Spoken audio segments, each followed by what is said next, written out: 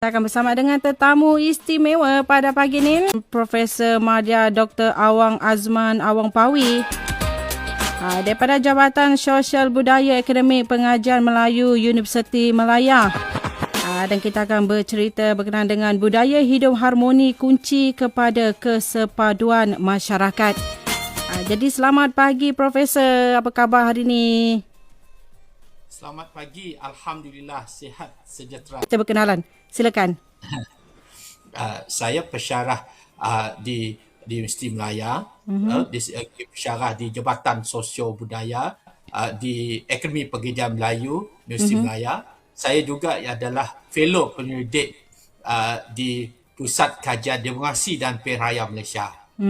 Saya juga dilantik sebagai fellow ataupun sarjana tamu di Pusat Al-Abdullah, Pusat Abdullah, Pusat Penerapan dan Sejarah yang berpusat di Kuantan. Jadi saya ada 3 afiliasi lah. Pertama di Jabatan Sosio Budaya di Akademi Pengajian Melayu, yang kedua sebagai fellow penyelidik di Pusat Demokrasi dan Pilihan Raya ataupun UMCDEL, dan yang ketiga sarjana tamu di Pusat Al-Abdullah, Pusat Sejarah dan Perabatan Al-Abdullah berpusat Kuantan, Pahang. Jadi iaitu menggambarkan bidang yang saya ceburi, bidang sosio budaya. Bukan saja mengkaji politik seperti sering dilihat, tapi juga mengkaji tentang masyarakat. Baru-baru ini saya pergi ke Jambi dan juga Padang untuk mengkaji orang Kerinci, migrasi daripada di wilayah mereka di Indonesia, migrasi ke Lembah Kelang, dan seterusnya mereka balik dan mereka menjadi orang berjaya di Jambi dan juga di Padang. Ini satu yang menarik. Kajian saya sosio budaya, politik sosio budaya, juga mengenai sosio ekonomi masyarakat, perubahan sosial. Hari ini kita bercerita berkenaan dengan budaya hidup harmoni, kunci kepada kesepaduan masyarakat. Kalau kita tahu Malaysia dikenali sebagai negara yang berbilang kaum, ya. Dekat sini ada macam-macam yang kita rasai. Jadi dasar-dasar kerajaan yang mengambil kira semua golongan serta perpaduan rakyat yang tampak harmoni sejak dari pasca merdeka lagi sehingga ke hari ini, kunci kepada kemakmuran negara kita. Jadi bagaimana Profesor melihat selain daripada kempen di pihak kerajaan, adakah semua pihak juga perlu bersama-sama dalam memastikan keharmonian masyarakat majmuk di negara kita? Untuk membina keharmonian masyarakat majmuk di negara kita, saya kira aspek yang penting ialah kesedaran. Kesedaran itu bermula dari pendidikan. Pendidikan itu dibahagikan kepada 2. Pendidikan tidak rasmi dan pendidikan rasmi. Pendidikan tidak rasmi itu bermula daripada rumah. Pendidikan pada usia awal sebelum ke sekolah lagi. Bagaimana kita menghormati antara satu sama lain, bagaimana kita menghormati kalangan masyarakat majmuk, bagaimana kita bersikap toleransi antara satu sama lain, saling memahami. Saya kira apabila pendidikan tidak rasmi itu dilakukan secara berterusan, ia boleh memberikan impak yang positif di segi jangka panjang. Itu pendidikan tidak rasmi daripada di rumah, daripada ibu bapa, daripada keluarga, daripada kejiranan, daripada keluarga besar kita. Itu pendidikan tidak rasminya. Dan di aspek yang pendidikan rasmi pula, saya kira bermula dari prasekolah, di peringkat tadika, di sekolah rendahnya. Memang kita lihat aspek keharmonian itu dibentuk sedemikian rupa dalam konteks pendidikan nasional, dalam pendidikan rasmi. Bagaimana dari segi pembahagian kelas, dari segi kehadiran pelbagai etnik, terutamanya di kawasan yang majoriti penduduk yang pelbagai berbilang kaum tersebut, itu dididik sedemikian rupa, kemudian diterapkan lagi dengan pendidikan, pentingnya keharmonian, pentingnya perpaduan, disiplin diri dan sebagainya. Ya, itu yang saya katakan pendidikan melalui pendidikan tidak rasmi dan pendidikan rasmi. Yang ini boleh membina keharmonian masyarakat majmuk dari segi jangka panjang. Kita tak nak terlalu menggunakan undang-undang. Kita perlu bina dulu. Misalnya, sebelum kita mengadakan undang-undang, kita perlu asas yang baik. Asas baik dari segi pendidikan tidak rasmi dan pendidikan rasmi. Dan bagaimana diterapkan? Kalau sudah ada kesedaran yang kuat dari segi tidak rasmi dan rasmi, barulah ia dapat dipupuk dengan baik. Maknanya langkah kerajaan memupukkan bukan saja dari segi dasar, dari segi penguasaan, tapi memberikan kesedaran kepada anak-anak muda, generasi muda, malah generasi yang lama, supaya melihat perpaduan itu penting. Perpaduan itu melangkaui politik ideologi. Maknanya apapun ideologi politik, masyarakat kita perlu bersifat sederhana, bersifat moderate dan bersifat progresif. Maknanya kita menerima kepelbagaian seperti mana berlaku terbukti di Indonesia yang mempunyai prinsip Bhinneka Tunggal Ika yang bermaksud kepelbagaian dalam kesatuan.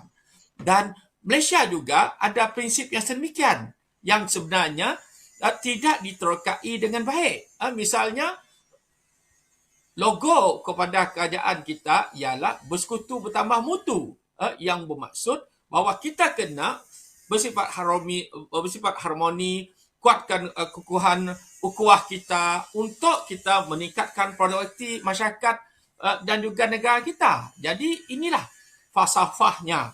Jadi ini merupakan perkara yang penting. Kalau di Indonesia ada Pancasila yang mereka amalkan, yang mereka terapkan dalam masyarakat setiap warga mereka dengan baik, ideologi negara kita juga, Malaysia ada rukun negara. Kalau Pancasila ada 5, rukun negara ada 5. Kalau Pancasila ada ketuhanan yang Maha Esa sebagai prinsip yang pertama, kita juga kepercayaan kepada Tuhan sebagai prinsip rukun negara yang pertama. Ini yang pentingnya, kesetiaan kepada kesetiaan kepada negara. Kesetiaan kepada negara ini penting. Keluhan perlembagaan ini penting. Dan kedaulatan undang-undang juga penting. Kesopanan dan kesusilaan. Inilah membentuk masyarakat yang harmoni sebenarnya. Maknanya apa yang berlaku di Indonesia sebenarnya ada. Cuma di Malaysia saya kira penghayatannya agak kurang. Sebab sering sekali perubahan slogan dan sebagainya. Sedangkan kita ada falsafah yang jelas, ideologi yang jelas. Rukun negara pula bukan dilihat ia berkisar kepada yang diletakkan di belakang buku latihan sekolah semata-mata. Ia perlu dihayati. Ia perlu ditafsir sesuai dengan wawasan negara kita untuk membentuk masyarakat yang bersatu padu. Okey, kehidupan masyarakat majmuk yang diamalkan sekian lama membawa kepada kestabilan dan kemakmuran negara sehingga ke hari ini, daripada dulu lagi sehingga ke hari ini. Tetapi kemajuan teknologi sekarang, perubahan sosial ekonomi, cabaran-cabaran teknologi, sikap segelintir ekstremis boleh mencetuskan suasana yang tidak aman di dalam negara. Jadi apakah pendapat Profesor berkenaan dengan tindakan-tindakan segelintir para ekstremis ni dan sejauh mana golongan ini boleh mengganggu gugat ketenteraman negara kita? Bagaimana terdapat segelincir sikap pelampau ni yang mencetuskan suasana yang tidak aman akibat daripada perubahan teknologi sendiri, akibat sosok ekonomi itu juga. Kita lihat akibat perubahan teknologi apabila berlakunya globalisasi, teknologi maklumat semakin berkembang, media sosial semakin pesat, pelbagai bentuk media sosial seperti media TikTok, WhatsApp, Telegram dan sebagainya mula-mula digunakan untuk komunikasi, tapi pada masa sama disalahgunakan oleh pihak-pihak tertentu.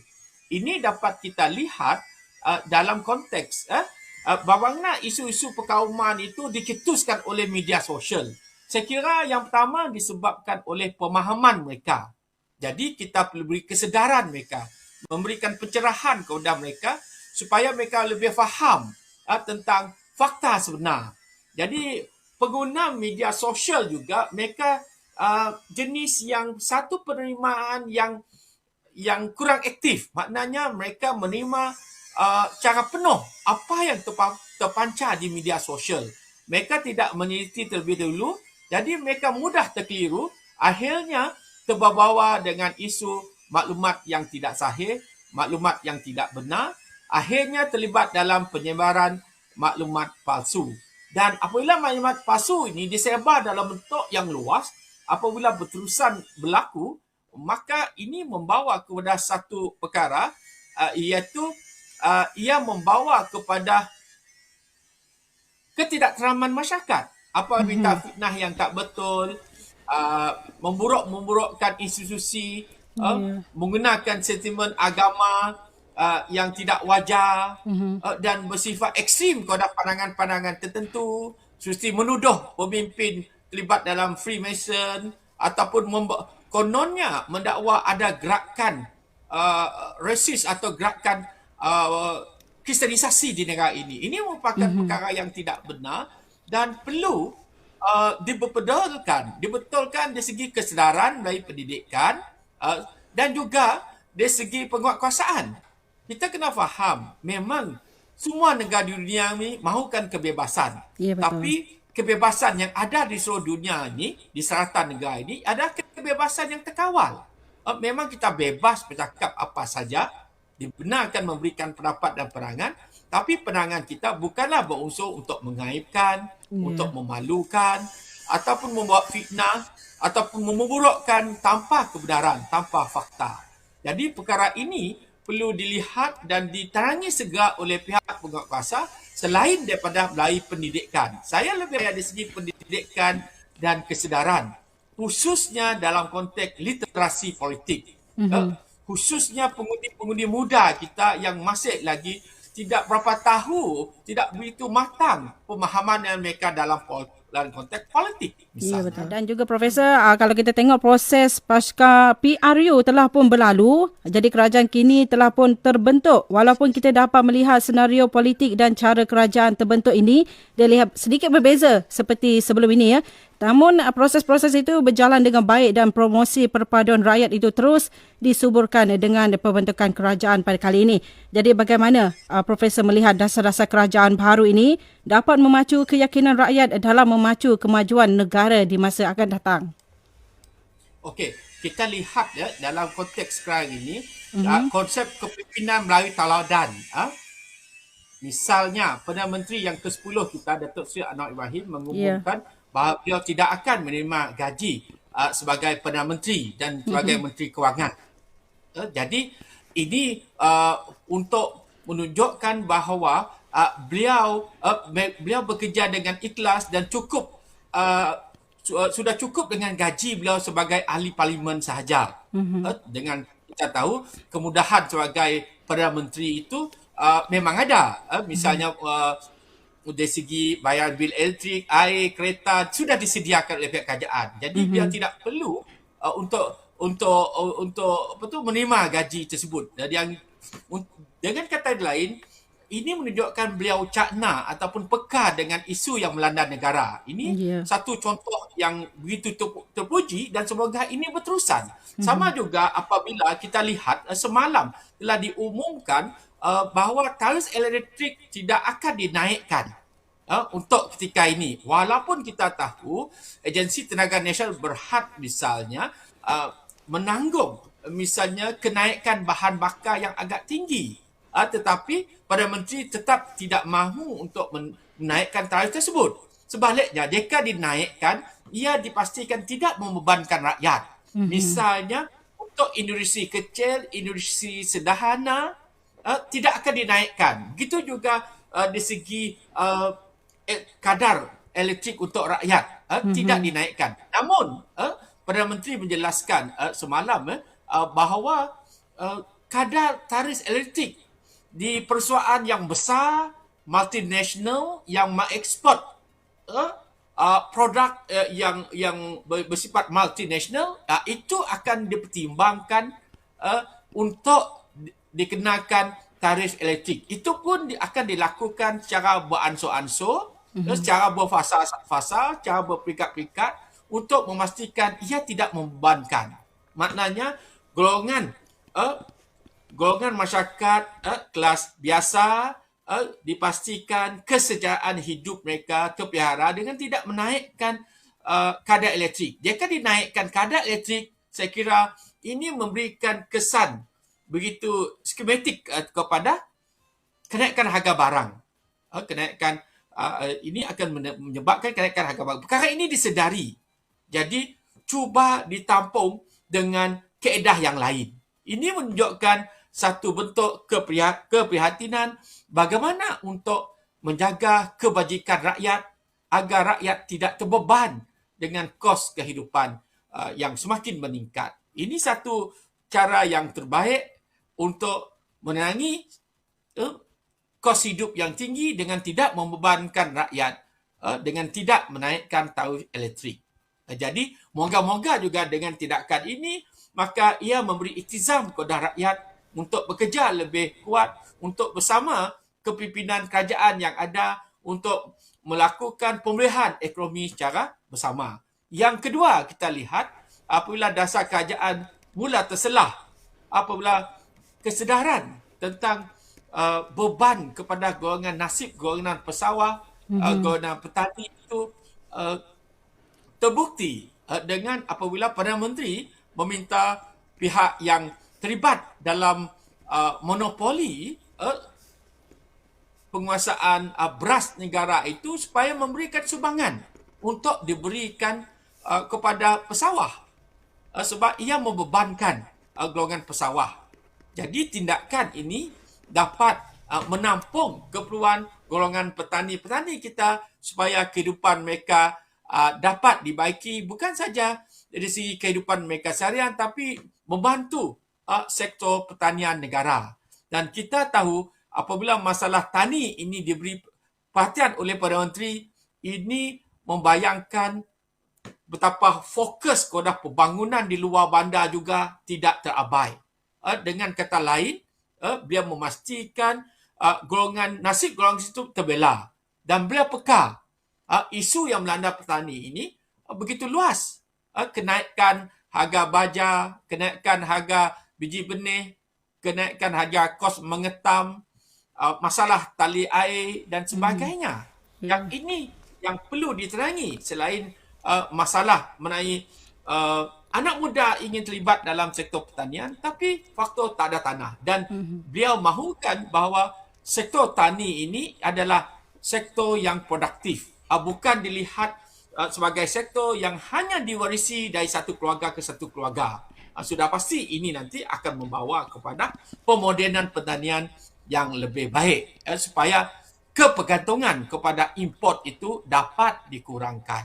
Jadi ini merupakan contoh bahawa dasar-dasar untuk kesejahteraan rakyat sudah mulai terselah. Dan saya kira untuk berlaku adil kepada dasar-dasar kerajaan ni, kita memberikan sekurang-kurangnya 6 bulan. Mungkin ada yang mengatakan tempoh 100 hari. Ya, tempoh 100 hari itu adalah tempoh untuk menetapkan KPI ataupun Key Performance Index. Jadi, ini merupakan satu proses dan kita perlu ruang dalam tempoh saya kira 3 bulan hingga 6 bulan itu supaya kita dapat menilai dengan lebih baik. Dan yang terbaiklah perlu dinilai dalam tempoh 6 bulan. Jadi kita perlu, yang penting kita sebagai rakyat, kita perlu mendukung secara bersama untuk memastikan kita bersama-sama membantu pihak kerajaan yang ada tanpa mengira mana-mana pun parti pemerintah. Kita perlu menyokong dan memastikan isu ekonomi, isu pembangunan dapat diterangi secara bersama. Dan rakyat biasa perlu memberikan maklum balas kepada kerajaan sedia ada untuk memastikan suara mereka lebih lagi didengari. Kita nak proses dua hala, bukan daripada atas ke bawah, tapi juga daripada bawah ke atas. Bukan saja top down, tapi bottom up. Sebab interaksi, hubungan dan maklum balas kedua-dua pihak itu penting bagi memastikan masalah yang sebenar. Misalnya, ada isu buli masih lagi berluasa yang memberikan satu sentuhan supaya perkara itu diterangi dengan lebih prihatin, dengan lebih peka untuk memastikan perkara itu tidak lagi menjadi satu isu yang besar pada masa akan datang tapi dapat diterangi dengan baik dari pelbagai aspek. Jadi ini antara perkara yang saya kira tak sampai pun 30 hari tapi ia membawakan satu petunjuk yang yang progresif, satu petunjuk yang positif untuk membawa negara kita, untuk memakmurkan negara kita dengan lebih baik, keluar daripada fasa kemelesetan ekonomi yang bukan berlaku di Asia Tenggara tapi juga berlaku di seluruh dunia, Ya, termasuk betul. juga di negara seperti Turki yang mengalami pelbagai. Di Indonesia, bayangkan kenaikan harga minyak sentiasa berterusan yang menyebabkan berlakunya demo di beberapa tempat. Dan kita di Malaysia, kenaikan minyak kita dapat terkawal, dapat dikawal, kemudian dicarikan cara pendapatan lain untuk dibantu. Kenaikan tarif elektrik juga dapat dikawal di negara ini dengan memastikan harga itu masih kekal tapi dengan cari sumber lain untuk meningkatkan, untuk menampung keperluan yang dibebani oleh rakyat. Jadi dengan cara ini rakyat tidak berasa terbeban dan mereka dapat memberi fokus kepada kehidupan harian mereka, fokus kepada pembangunan, fokus untuk membina kejayaan, membina keluarga dan membina masyarakat dan untuk membina negara. Ya. Okey, kalau kita lihat ada dasar-dasar baharu dari kerajaan ini juga sedikit sebanyak dapat membantu rakyat walaupun banyak bantuan yang disalurkan untuk kita sebagai rakyat ya, tapi kita kena ingat kita kena tolong diri kita sendiri kan Profesor? Ya. Ya. Yang penting, kata Pendeta Zaba, tokoh pengajian Melayu, perangai itu bergantung kepada diri sendiri. Ya. Maknanya kita perlu faham dan taksir tentang falsafah kadar dan kadar.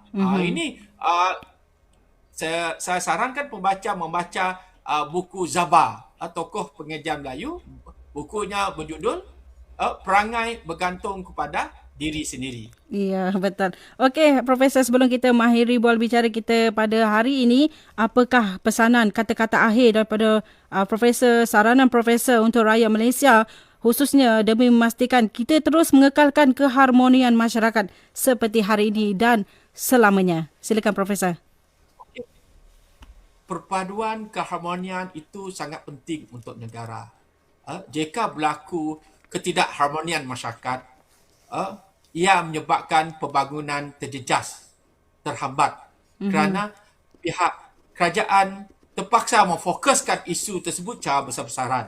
Ya. Sepatutnya kerajaan memfokuskan isu mengenai pemulihan ekonomi, fokus mengenai pembangunan. Jadi saya menyeru rakyat Malaysia tanpa mengira ideologi politik, marilah kita bergerak ke depan. Kita bersama-sama membina kesepaduan kita dengan mengekalkan apa yang saya sarankan supaya pendidikan itu bukan saja kita bergantung kepada pendidikan yang rasmi tapi pendidikan di rumah, pendidikan daripada keluarga kita, anak-anak kita, keluarga besar kita, masyarakat kita untuk memastikan keharmonian yang kuat. Bila keharmonian yang kuat akan berlaku perpaduan kesepaduan yang tinggi. Kesepaduan yang tinggi itulah dapat membina negara. Misalnya kesepaduan rakyat negara Jepun, kesepaduan rakyat negara Korea Selatan hingga mereka menjadi negara maju. Ya. Sama juga dengan kesepaduan rakyat di Jerman. Kalau dulu mereka terpisah oleh ideologi politik, politik timur, politik barat dan sebagainya. Sekarang ni Jerman sudah bersatu padu, tidak ada lagi ideologi politik yang kiri dan sebagainya. Mereka bergerak ke depan menjadi negara yang moderat dan progresif dan hingga kini negara seperti Jerman, Korea Selatan, Jepun, mereka dapat menjadi sebuah negara maju kerana keharmonian mereka, kesepaduan mereka. Ini memberikan satu jaminan khususnya kestabilan politik untuk dapat membina negara dengan lebih baik lagi. Kita tak mahu negara kita berada dalam huru-hara, ketidakharmonian, masih lagi berlega dengan isu etnik dan agama, juga sikap ekstrim menyalahkan agama lain, menyalahkan etnik lain. Kita merupakan sebuah bangsa Malaysia yang serumpun, punya sejarah. Walaupun sejarah kita pelbagai, kita perlu raikan kepelbagaian dan kita tekankan tentang aspek keadilan sosial. Pada masa yang sama, kita perlu memastikan semua pihak dapat bersatu padu dan memastikan segala masalah yang dihadapi oleh negara kita hadapi bersama. Jadi perangai bergantung kepada diri sendiri, kata Pendeta Zaba. Jadi kita hayati bagaimana perangai kita ini dapat membentuk jati diri perangai kita dapat menyatukan kelompok kita untuk bersama-sama menuju kepada jihad yang lebih besar, iaitu jihad ekonomi, jihad perpaduan, supaya kita lebih bersatu padu dan lebih kuat, bukan sahaja konteks nasional tapi juga di mata dunia. Ya, betul. Terima kasih kepada Profesor Madya Dr. Awang Azman Awang Pawi kerana sudi berkongsi sedikit sebanyak berkenaan dengan budaya hidup harmoni kunci kepada kesepaduan masyarakat seperti yang Profesor maklumkan tadi. Jom kita sama-sama berganding bahu untuk generasi akan datang. Sama-sama kita membina negara yang lebih harmoni. Terima kasih Profesor. Kita jumpa lagi. Jaga diri di sana. Okey, kita bersama dengan Profesor Madya Dr. Awang Azman Awang Pawi daripada Jabatan Sosial Budaya Akademik Pengajian Melayu Universiti Malaya.